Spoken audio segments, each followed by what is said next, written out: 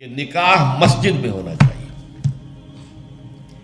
یہ بات جو ہے شروع میں تو لوگوں کو عجیب سی لگی، لیکن جو دلائل میں نے دیے وہ اتنے کنونسنگ تھے کہ الحمدللہ اس کو تو لوگوں نے بہت جلد قبول کر لیا۔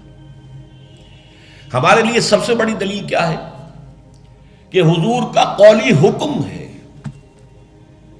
اعلنوا ھذا النکاح واجعلوہ فی المساجد، نکاح کا اعلان عام کیا کرو اور مسجدوں میں منعقد کیا کرو۔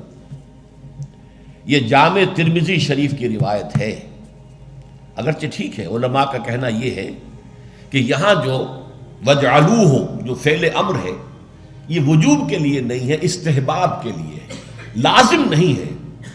امر دونوں طرح کا ہوتا ہے، مستحب ہے، بہتر ہے۔ تو سوال یہ کہ بہتر کو کیوں چھوڑیں؟ جس کو محمد رسول اللہ نے بہتر قرار دیا ہو اسے کیوں چھوڑیں؟ کس